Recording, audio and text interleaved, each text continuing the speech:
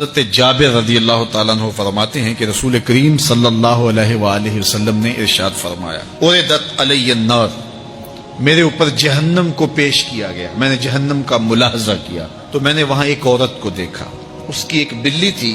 اس بلی کی وجہ سے اس کو میں نے عذاب میں مبتلا دیکھا۔ کیسے بلی کی وجہ سے اس کو عذاب دیا جا رہا تھا؟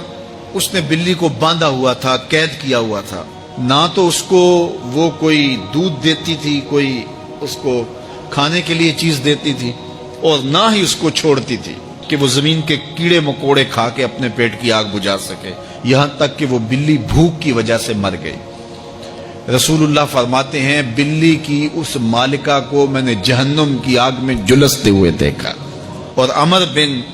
عامر الخزائی، بنو خزاعہ کا شخص عمر، اس کو میں نے دیکھا اپنی انتڑیوں کو جہنم کی آگ میں دھکیل رہا ہے،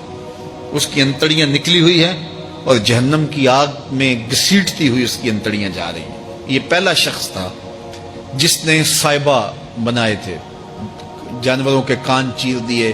اور بتوں کے نام پہ چھوڑ دیے، یعنی سب سے پہلے بت پرستی کا آغاز عرب میں کرنے والا بنو خزاعہ کا عمر بن عامر یہ تھا۔ تو اس کو میں نے حضور نے فرمایا دیکھا کہ یہ جہنم کی آگ میں جلس رہا ہے، کیونکہ اب جتنے بھی لوگ بت پرستی کریں گے ان سب کا گناہ عمر بن عامر کے نامہ اعمال میں درج ہوگا، ان کو بھی گناہ ملے گا جو بت پرستی کرتے ہیں، اور چونکہ ایجاد اس نے کیے تھے، بت اس نے بنائے تھے، تراشے اس نے تھے،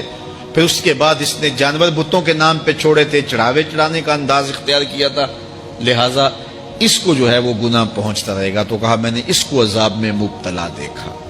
تو اگر خیر کی بنیاد رکھو گے نیکیاں ملتی رہیں گی، کھاتے کبھی بھی کلوز نہیں ہوں گے، اور اگر برائی کی بنیاد رکھو گے قیامت تک اس برائی پر جو عمل کرتے رہیں گے اس کا گناہ بھی کھاتے میں پڑتا رہے گا۔ اللہ اکبر۔ تو ہمیں اچھائی کی طرح ڈالنی چاہیے، نیکی کی طرح ڈالنی چاہیے۔